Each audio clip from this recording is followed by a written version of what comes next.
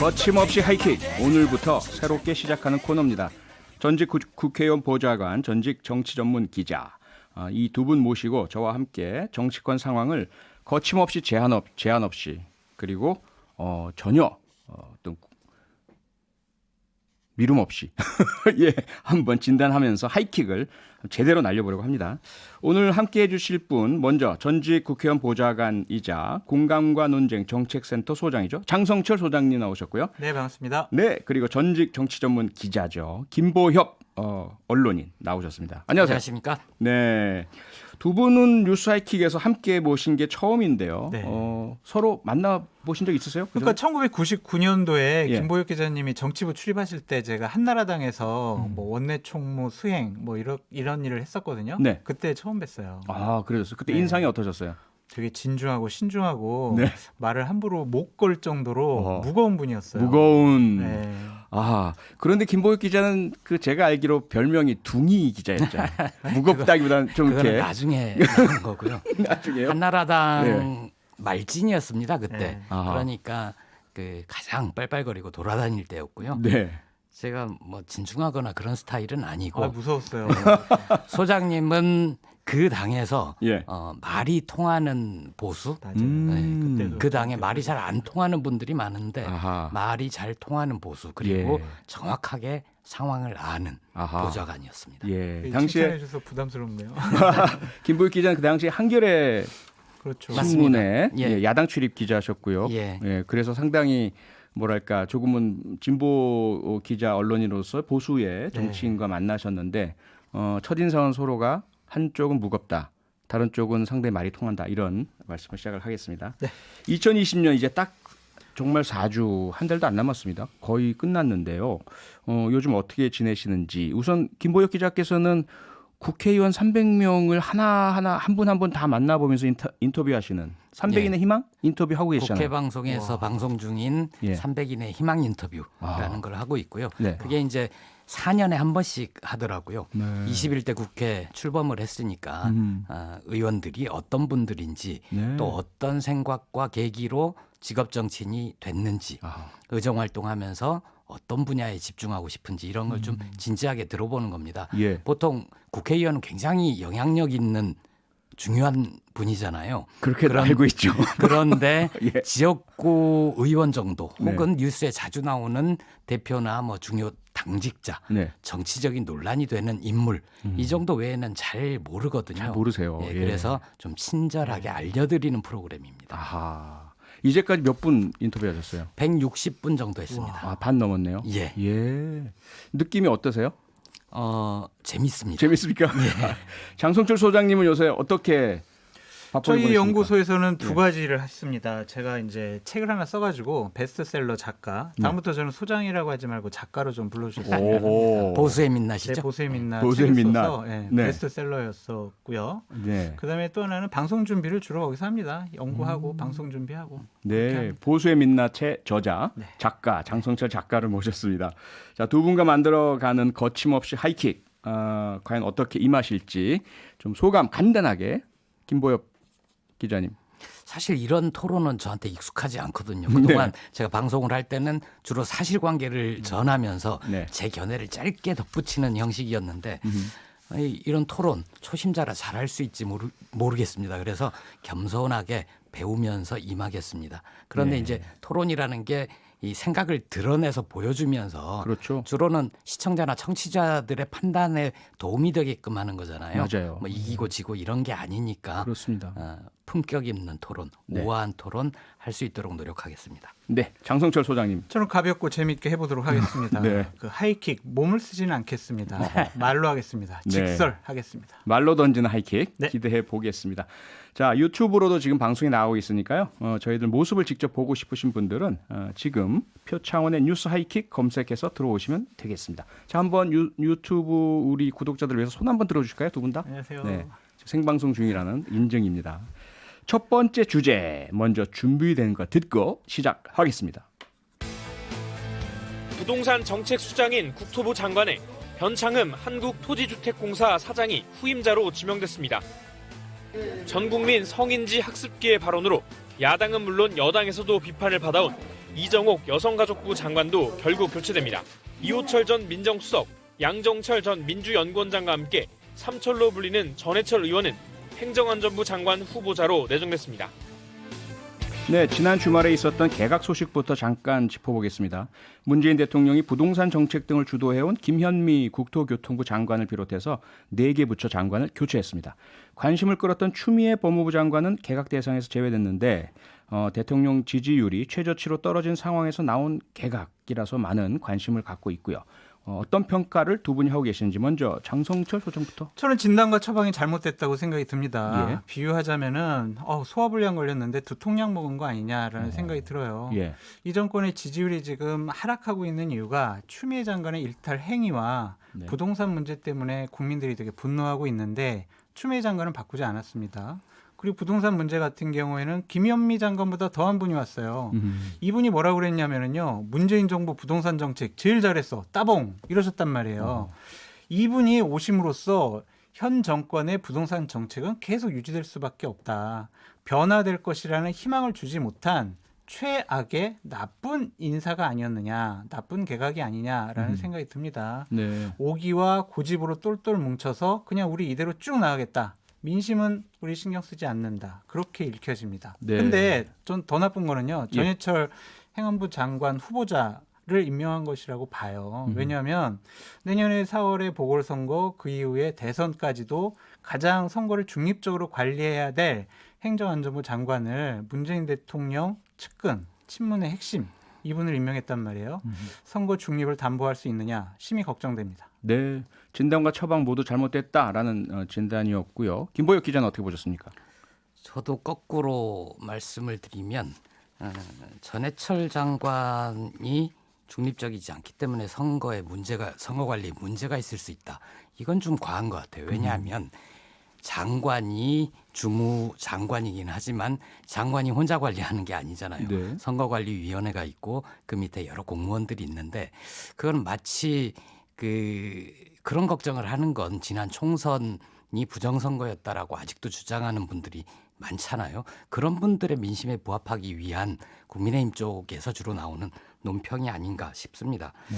그리고 이게 이제 진단과 처방이 잘못됐다고 하는데 저는 물론 시기적으로 약간의 아쉬움은 있습니다. 예를 들면 부동산 문제로 민심 이반이 심각할 때 그럴 때 장관을 교체를 했으면 어떨까 싶은데 네. 제가 청와대 한 1년 반 정도 출입을 하면서 문재인 대통령의 인사를 보면 이분이 일단 분위기 쇄신용 개각 이런 건 하지 않습니다. 하지 않는다. 그리고 네. 같이 고생했던 국무위원들이 문책성으로 경질되는 모양새 인사를 피하려고 무지 애를 씁니다. 네. 그러다 보니까 이제 실제로 인사 수요가 있을 때는 그때그때 하지만 분위기를 바꾸려고 이렇게 하지는 않는다는 거고요. 일부러 인사하지 않는다. 예. 추미애 장관 같은 경우에 일탈이라는 표현을 쓰셨는데 어떤 절차적으로 문제가 있다. 그런 점에서는 어떤 지적이 있을 수 있지만 어떤 점에서 일탈인지 잘 모르겠고 추미애 장관은 지금 현재 한참 진행 중이잖아요. 네. 윤석열 검찰총장 징계 문제가 진행 중이고 검찰개혁. 고위공직자 범죄수사처 또 지금 출범을 앞두고 있고 해서 네. 이렇게 뭐가 한참 진행 중인데 추미애 장관을 교체할 경우에는 추장관이 문제가 심각하다 해서 경질하는 거죠. 그럴 만한 사유는 없다고 봅니다. 네. 두 분이 아주 정반대의 그런 진단과 또 분석을 해 주셨습니다. 판단은 청취자 여러분들의 몫이고요. 연결해서 좀 질문 드릴 게 앞으로 이제 이 후보자들에 대해서 인사청문회가 국회에서 있게 될 거 아니겠습니까? 네. 인사청문회는 또 다른 여야의 대결의 장이기도 하고요. 과연 어떤 후보자에게 과연 야당은 집중할 것인가 이것도 관심거리 아니겠습니까? 일각에서는 변창훈 후보자, 네, 앞서 네. 장성철 소장이 네. 짚어주셨던 네. 국토교통부 장관 후보자 부동산 문제 집중될 것이다 이런 예상이 있는데 동의하세요? 네, 동의합니다. 이분이요 공공 임대를 확대하자라는 되게 대표적인 분이에요. 예. 그러니까 예를 들면은 집값 안정하게서는 그 공급을 좀 확대해야 된다, 재건축을 확대해야 된다, 용적률을 좀 확대해야 된다 이런 식의 정책의 변화보다는 네. 지금까지의 문재인 정권의 기본적인 주택 정책을 계속 유지할 것이다라는 생각이 듭니다. 변화가 나오지 않을 것 같다는 생각이 들고요. 저는 이분의 생각과 판단이 잘못됐다고 생각을 하는 게 뭐냐면 부동산 비판 여론이 막 나오니까 이분이 뭐라고 그랬냐면요. 집을 못 가진 분들의 상대적인 박탈감이다. 그것 때문이지 이 정부가 부동산 정책을 잘못한 것은 아니다라고 얘기하셨어요. 결국에는 우리 국민 탓, 주민 탓으로 돌렸습니다. 네. 박탈감이다라는 예. 그런 표현 때문에 그리고 상당히 좀 여러 가지 부적절한 일을 많이 했다라고 지금 언론에 나오고 있는데 네. 국민의힘이 뭐 청문회 때는 여러 가지 공격도 많이 하겠지만 압도적인 의석을 갖고 있는 민주당에서 네. 그냥 국민의힘에서 반대하더라도 예. 임명을 강행할 것으로 보입니다. 논란은 있겠지만 임명은 가능할 것이다 라고 예. 말씀드려요. 네, 여기까지 일단 듣고요. 잠시 광고 듣고 오겠는데요. 전수진님 문자 주셨네요. 하이킥에 뉴페이스가 오셨네요. 환영의 문자고요. 뉴페이스 두 분과 함께하는 거침없이 하이킥. 잠시 광고 듣고 돌아오겠습니다.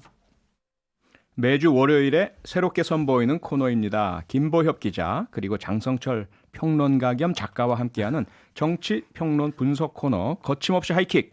변창흠 국토부 장관 후보자에 대한 인사청문 회 이야기를 하고 있었는데요. 김 기자님 어떻습니까? 변창흠 후보자 인사청문회 안전하게 무사하게 잘 통과될 것 같습니까? 국민의힘에서 집중 공세를 펼칠 것으로 예상이 됩니다. 네. 그런데 저는 이번에 그 청문회 과정에서 부동산 정책이 실패했다라고 하면 네. 국민의힘은 이런 대안을 가지고 있다. 여기에 대해서 어떻게 동의하느냐? 이런 견해도 좀 들어보고 싶은데 네. 최근에만 봐도 서울시장 후보군으로 거론되는 분들이 국회 옮겨가면 거기다 아파트 짓자 혹은 88이나 강변북로 네. 이어서 덮어버리고 그 위에 아파트 짓자 이렇게 주로 공급 확대하자 재건축 허용하자 이런 거 말고는 별로 들어본 적이 없고요. 특히 이번 정부에서 굉장히 법도 많이 바꾸고 했던 게 세입자 보호 정책이잖아요. 그렇죠. 국민의힘 쪽에서 나오는 입장을 들어보면 저기는 집주인만을 위한 정당인가 싶을 정도로 세입자에 대해서는 별로 세입자 보호에 대해서는 그다지 긍정적인 입장을 내지 않는 점이 좀 안타깝습니다. 네. 청문회에서는 아마 국민들이 보기에 너무 심각할 정도로 전문성이 떨어지거나 아니면 국민들의 영린을 건드리는 어떤 발언이나 실언 이런 게 없으면 의석수 차이를 고려하면 통과는 어렵지 않을 것으로 봅니다. 네.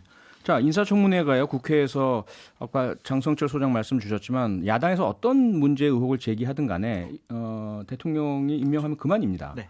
다만 만약에 야당 제기 의혹이 상당히 근거가 있고 타당하다면 국민들이 많이 동의를 하실 테고 그 경우에 정치적 타격을 대통령과 청와대와 여당이 입게 되는 거 아니겠습니까? 맞습니다. 그런 분명히 의미는 있다라는 거 네, 한번 그럼요. 짚어보고요. 그다음에 이제 이번에 1차 개각이고 2차 개각이 있다라는 이야기를 청와대에서 하지 않았습니까? 김부육 기자님, 2차 개각은 언제쯤 어느 규모라고 예상하세요? 정세균 총리가 그런 비슷한 얘기를 했던 것 같은데요. 예. 연말 혹은 연초, 내년 초 정도에 있을 수 있을 것 같습니다. 네. 박영선 장관 서울시장 후보 출마 검토 중이잖아요. 예. 본인은 아직 고민 중이라고 하지만 한 차례 도전한 적도 있었고 네. 또 민주당에서 강하게 요구할 경우에 뿌리치기 힘들 걸로 보이고요. 예. 추 장관도 아까 제가 잠깐 언급했지만 고위공직자 범죄수사처 범죄수사처. 출범을 하고 그리고 윤 장관 징계 문제는 마무리는 되지 않겠지만 네. 일단락이 되고 한 고비를 넘어가게 되면 이번에 절차적 공정성 시비도 있지 않았습니까? 네. 그런 점에서 인사 가능성은 있다고 봅니다. 예. 그리고 정세균 총리 자신도 이분도 2022년 대선 염두에 두고 있거든요. 네. 그래서 아마 내년 초에 설 즈음에 그만둘 수도 있습니다. 네. 다만 코로나19가 지금보다 더 폭증하거나 진정되지 않는다면 그런 기회가 오지 않을 수도 있죠. 아무래도 총리가 총사령탑이니까요. 예. 예. 장 소장님 동의하세요? 어떠세요? 뭐 전적으로 설명을 잘해 주셔가지고요. 예. 딱 한 번만 더 좀 바꾸면 안 될까요? 말씀하십시오. 네, 강경화 장관 바꿔야 됩니다. 왜냐면 지금 인사권을 갖고 계신 것 같은 느낌인데. 왜냐면 네. 남편도 설득하지 못하는 분이 어떻게 다른 나라의 대사들, 예. 장관들을 설득할 네. 수 있겠습니까? 강경화 장관도 저는 가능성이 있다고 봅니다.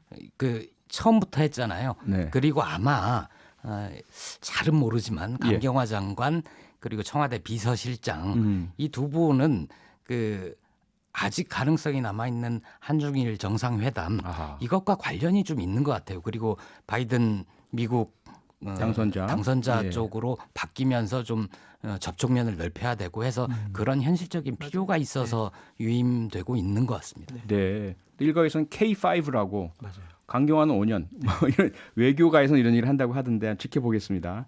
자, 오늘부터 새로 시작한 월요일 코너 거침없이 하이킥. 김보협 언론인 장성철 소장 및 작가와 함께하고 있습니다. 자, 이번에도 준비된 이야기 먼저 듣고 토크를 이어가겠습니다. 윤석열 검찰총장에 대한 징계위원회가 사흘 앞으로 다가온 가운데 법무부와 윤석열 총장 측의 신경전이 계속되고 있습니다. 법무부가 징계위원 명단을 밝힐 수 없다는 입장을 고수하는 가운데 윤석열 검찰총장이 아예 검사 징계법에 위헌 시비를 제기했습니다. 검찰총장에 대해선 법무장관이 징계를 청구하는데 징계위원들까지 장관이 지명하는 건 공정성에 문제가 있다며 헌법소원과 효력정지 가처분 신청을 한 겁니다. 추미애 장관과 윤석열 총장 간의 갈등, 행정법원의 결정 이후에도 강대강 대결, 치킨 게임 분위기는 계속 고조되고 있습니다. 추미애 장관은 윤 총장을 직무에 복귀시킨 서울행정법원의 결정에 불복해서 항고했고요. 반면에 윤석열 총장은 이번 주로 연기된 징계위원회가 편향됐다면서 검사 징계법 자체에 대한 헌법 소원을 냈습니다. 김보엽 기자, 지금 두 분의 오고 가는 공방이 아주 치열한데 계속되고 있는 거죠? 저는 그 추윤 갈등이라고 부르는 게 맞나 싶습니다. 왜냐하면 추미애 장관이 윤석열 총장을 싫어하거나 혹은 역으로 윤 총장의 추 장관을 미워해서 이 일이 벌어지고 있는 건 아니잖아요. 개인적인 감정은 아니다. 그렇죠. 예. 검찰을 포함한 권력기관을 개혁하려는 문재인 정부와 예. 검찰 개혁 별로 원치 않는데 이런 쪽의 세력 간의 기관 간의 갈등으로 봐야 하지 않나 네. 저는 그렇게 생각을 하고요. 예. 이번 주가 일단 큰 고비를 하나 넘어가죠. 예. 징계위원회가 10일 10시 반으로 예고가 돼 있고요. 당일 결론이 날 수도 있고 아니면 몇 차례 더 추가 심의를 할 수도 있을 것 같습니다. 그런데 어떤 결론이 나던 간에 네. 윤 총장은 거기에 대해서 효력 정지 혹은 불복 쓸 수 있는 모든 카드를 쓰면서 장기 항전을 이어갈 것 같습니다. 네. 그러니까 징계위가 한 차례 결론을 내더라도 이게 끝은 아니다 네. 싶고요. 오늘 문 대통령 발언이 저는 굉장히 인상적으로 들었는데 전반적으로 보면 지금의 피로 국민 피로감 이해간다. 그 점에 대해서 사과한다. 하지만 이거는 개혁을 위한 진통으로 봐달라. 이런 입장인 것 같거든요. 네. 아마 윤 총장 징계위에 대해서 그다음에 공수처 출범에 대해서 이거 좀 추 장관이 마무리를 지어달라. 네. 이런 뜻으로도 해석할 수 있을 것 같습니다. 네. PD님 저 좀 반박 좀 해야 될 것 같은데요. 예, 하십시오. 이 정부가 검찰 개혁을 얘기하고 있지만 네. 결국에는 검찰을 장악하겠다는 의도로 보여집니다. 검찰 개혁을 얘기하고 윤석열 총장 쫓아내야 된다고 생각을 하고 있습니다. 윤석열 총장 쫓아내서 권력을 향한 수사 못하게 합니다. 그것을 바로 검찰 개혁이라고 합니다. 윤석열 총장이 검찰 개혁 법과 제도 면에서 어떤 부분에서 저항을 하고 반대를 했나요?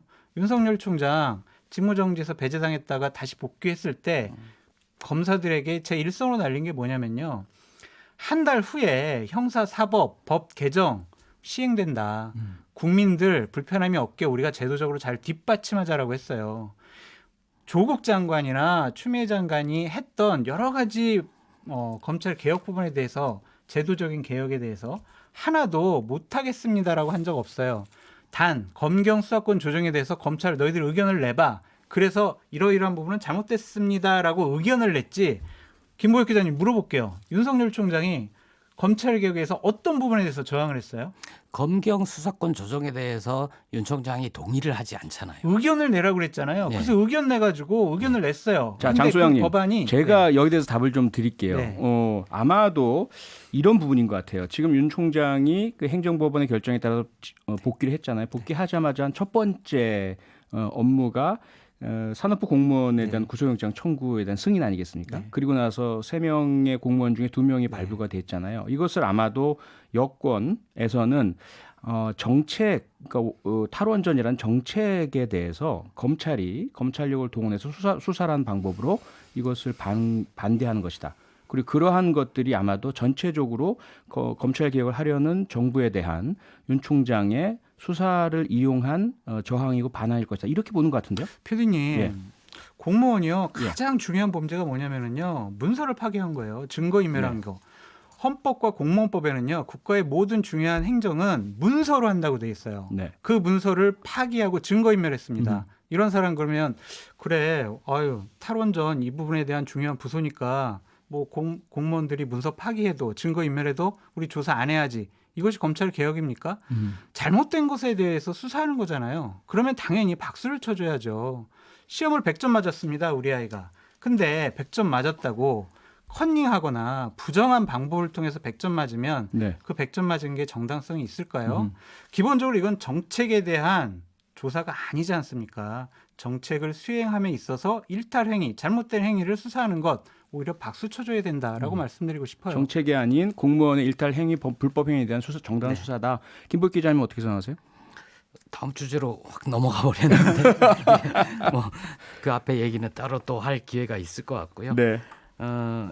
저는 그 오자마자 공무원 구속영장 승인한 것 네. 그것도 뭔가 좀 정치적 계산이 좀 깔려 있는 것 같아요. 상징적이고 왜냐하면 정치적 행위다. 그렇죠. 예.